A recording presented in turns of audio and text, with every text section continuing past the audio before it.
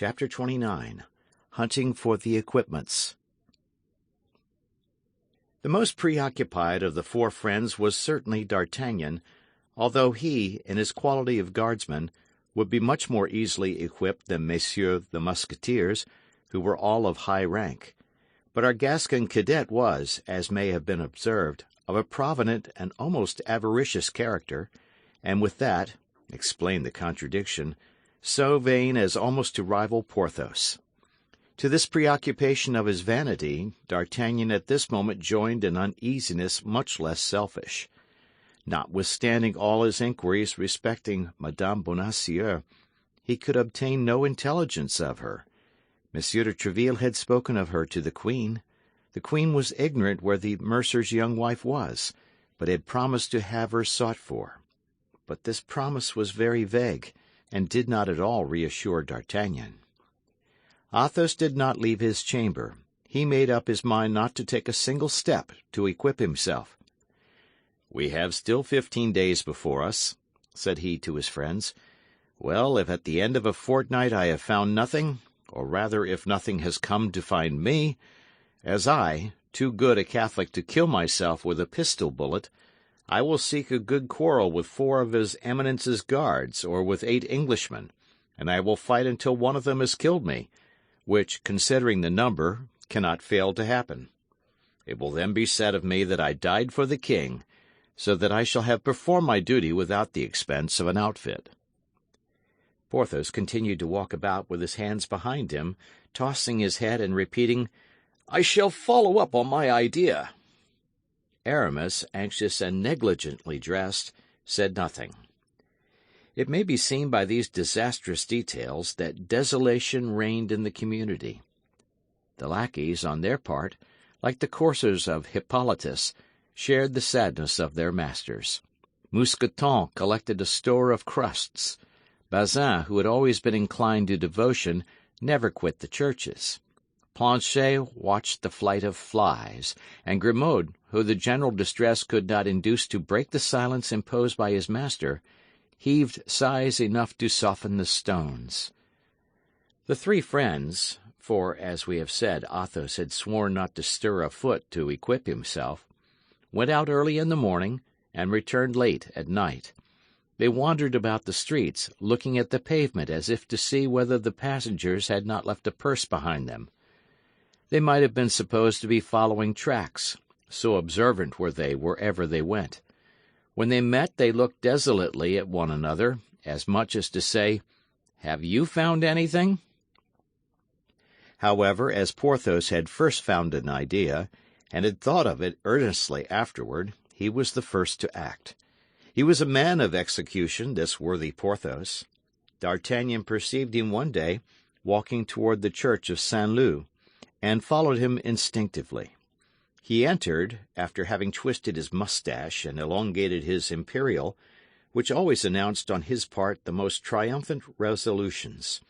As D'Artagnan took some precautions to conceal himself, Porthos believed he had not been seen. D'Artagnan entered behind him. Porthos went and leaned against the side of a pillar. D'Artagnan, still unperceived, supported himself against the other side. There happened to be a sermon, which made the church very full of people. Porthos took advantage of this circumstance to ogle the women. Thanks to the cares of Mousqueton, the exterior was far from announcing the distress of the interior.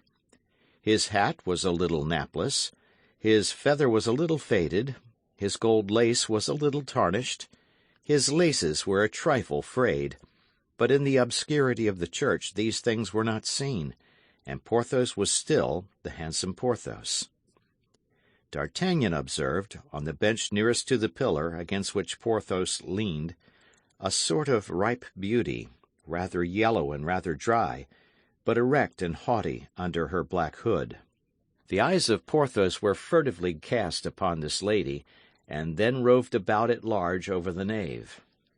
On her side the lady, who from time to time blushed, darted with the rapidity of lightning a glance toward the inconstant Porthos, and then immediately the eyes of Porthos wandered anxiously.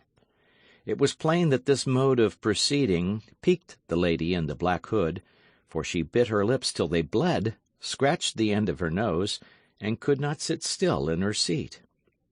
Porthos, seeing this, retwisted his moustache, elongated his imperial a second time, and began to make signals to a beautiful lady who was near the choir, and who not only was a beautiful lady, but still further, no doubt, a great lady, for she had behind her a negro boy who had brought the cushion on which she knelt, and a female servant who held the emblazoned bag in which was placed the book from which she read the Mass.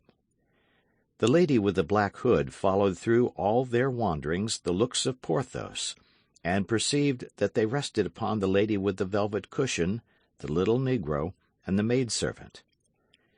During this time Porthos played close. It was almost imperceptible motions of his eyes, fingers placed upon the lips, little assassinating smiles, which really did assassinate the disdained beauty.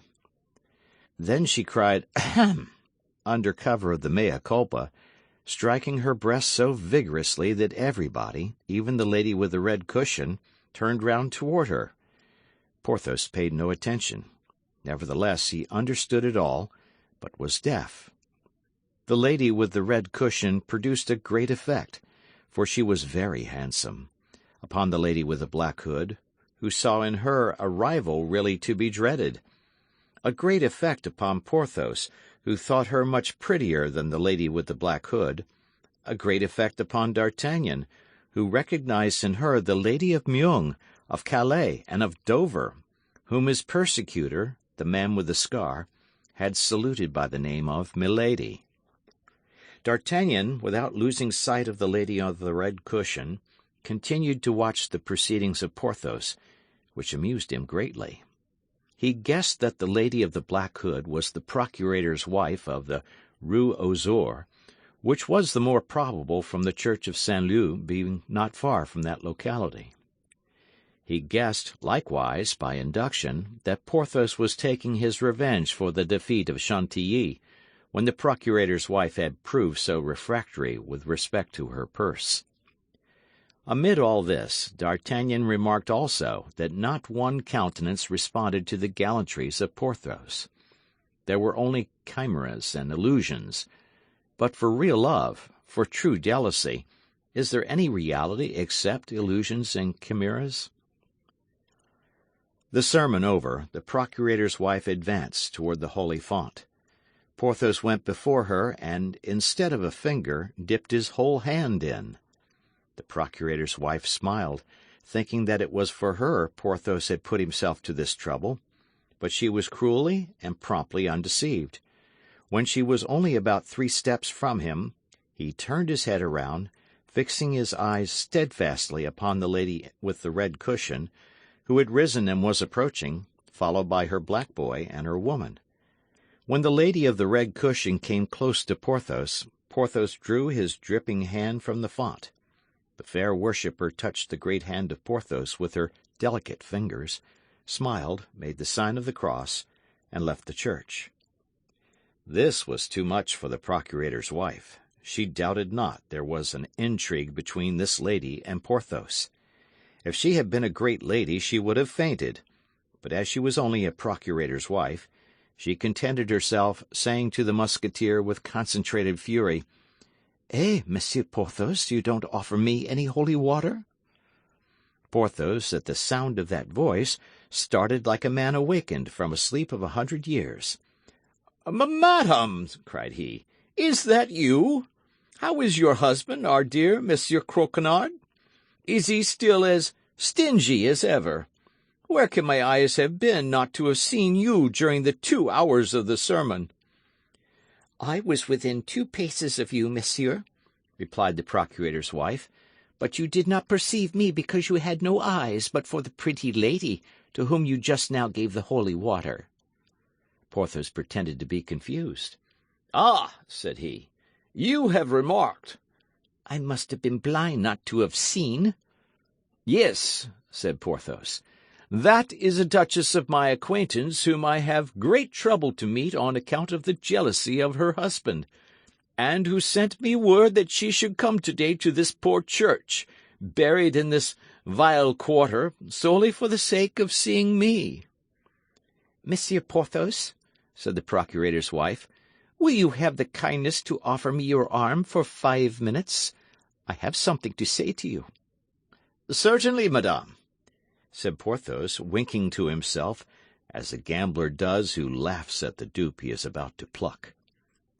At that moment D'Artagnan passed in pursuit of Milady. He cast a passing glance at Porthos, and beheld this triumphant look. "Eh," said he, reasoning to himself according to the strangely easy morality of that gallant period, "there is one who will be equipped in good time."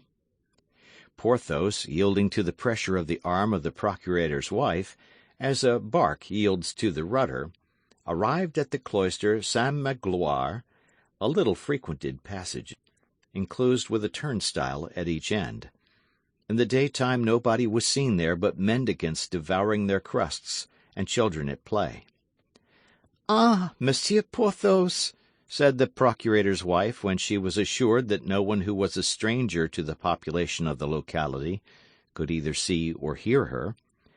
"Ah, Monsieur Porthos, you are a great conqueror, as it appears." "I, madame?" said Porthos, drawing himself up proudly. "How so?" "The signs just now, and the holy water. But that must be a princess at least, that lady with her negro boy and her maid." "My God, madam, you are deceived," said Porthos. "She is simply a duchess." "And that running footman who waited at the door, and that carriage with a coachman in grand livery who sat waiting on his seat?" Porthos had seen neither the footman nor the carriage, but with the eye of a jealous woman, Madame Croquenard had seen everything. Porthos regretted that he had not at once made the lady of the red cushion a princess. "Ah, you are quite the pet of the ladies, Monsieur Porthos," resumed the procurator's wife, with a sigh. "Well," responded Porthos, "you may imagine, with the physique with which nature has endowed me, I am not in want of good luck." "Good Lord, how quickly men forget!" cried the procurator's wife, raising her eyes toward heaven. "Less quickly than the women, it seems to me," replied Porthos. "For I, madame, I may say I was your victim. When wounded, dying, I was abandoned by the surgeons. I, the offspring of a noble family, who placed reliance upon your friendship. I was near dying of my wounds at first, and of hunger afterward, in a beggarly inn at Chantilly, without you ever deigning once to reply to the burning letters I addressed to you." "But, Monsieur Porthos," murmured the procurator's wife, who began to feel that, to judge by the conduct of the great ladies of the time, she was wrong. "I, who had sacrificed for you the Baronne de—" "I know it well." "The Comtesse de—" "Monsieur Porthos, be generous." "You are right, madame, and I will not finish." "But it was my husband who would not hear of lending." "Madame Croquenard," said Porthos, "remember the first letter you wrote me, and which I preserve engraved in my memory." The procurator's wife uttered a groan. "Besides," said she, "the sum you required me to borrow was rather large." "Madame Croquenard, I gave you the preference. I had but to write to the Duchesse, but I won't repeat her name, for I am incapable of compromising a woman. But this I know, that I had but to write to her, and she would have sent me 1,500. The procurator's wife shed a tear. "Monsieur Porthos," said she, "I can assure you that you have severely punished me, and if in the time to come you should find yourself in a similar situation, you have but to apply to me." "Fie, madam, fie!" said Porthos, as if disgusted. "Let us not talk about money, if you please. It is humiliating." "Then you no longer love me," said the procurator's wife, slowly and sadly. Porthos maintained a majestic silence. "And that is the only reply you make? Alas, I understand." "Think of the offence you have committed toward me, madame. It remains here," said Porthos, placing his hand on his heart and pressing it strongly. "I will repair it. Indeed I will, my dear Porthos." "Besides, what did I ask of you?" resumed Porthos, with a movement of the shoulders full of good fellowship. "A loan, nothing more. After all, I am not an unreasonable man. I know you are not rich, Madame Croquenard, and that your husband is obliged to bleed his poor clients, to squeeze a few paltry crowns from them. Oh, if you were a duchess, a marchioness, or a countess, it would be quite a different thing. It would be unpardonable." The procurator's wife was piqued. "Please to know, Monsieur Porthos," said she, "that my strong-box, the strong-box of a procurator's wife though it may be, is better filled than those of your affected minxes." "That doubles the offence," said Porthos, disengaging his arm from that of the procurator's wife. "For if you are rich, Madame Croquenard, then there is no excuse for your refusal." "When I said rich," replied the procurator's wife, who saw that she had gone too far, "you must not take the word literally. I am not precisely rich, though I am pretty well off." "Hold, madame," said Porthos. "Let us say no more upon the subject, I beg of you. You have misunderstood me. All sympathy is extinct between us." "Ingrate that you are." "Ah, I advise you to complain," said Porthos. "Begone, then, to your beautiful duchess. I will detain you no longer." "And she is not to be despised, in my opinion." "Now, Monsieur Porthos, once more, and this is the last. Do you love me still?" "Ah, madam," said Porthos, in the most melancholy tone he could assume, "when we are about to enter upon a campaign in which my presentiments tell me I shall be killed—" "Oh, don't talk of such things," cried the procurator's wife, bursting into tears. "Something whispers me so," continued Porthos, becoming more and more melancholy. "Rather say that you have a new love." "Not so. I speak frankly to you. No object affects me, and I even feel here, at the bottom of my heart, something which speaks for you. But in 15 days, as you know, or as you do not know, this fatal campaign is to open. I shall be fearfully preoccupied with my outfit. Then I must make a journey to see my family in the lower part of Brittany, to obtain the sum necessary for my departure." Porthos observed a last struggle between love and avarice.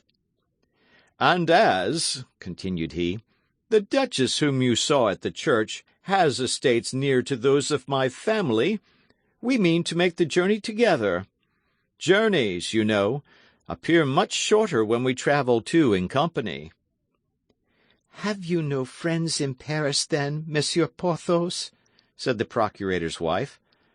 "I thought I had," said Porthos, resuming his melancholy air, "but I have been taught my mistake."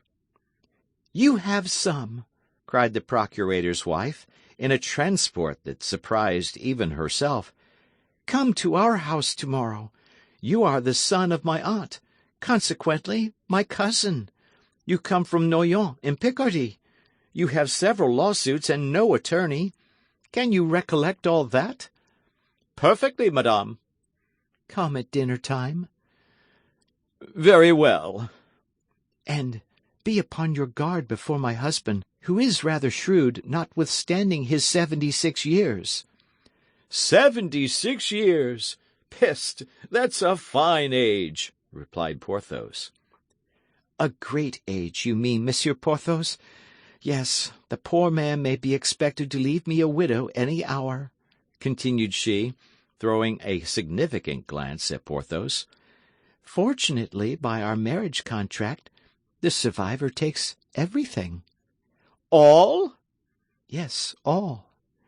You are a woman of precaution, I see, my dear Madame Croquenard, said Porthos, squeezing the hand of the procurator's wife tenderly. We are then reconciled, dear Monsieur Porthos, said she, simpering. For life, replied Porthos in the same manner. Till we meet again there, dear traitor. Till we meet again, my forgetful charmer. Tomorrow, my angel. Tomorrow, flame of my life.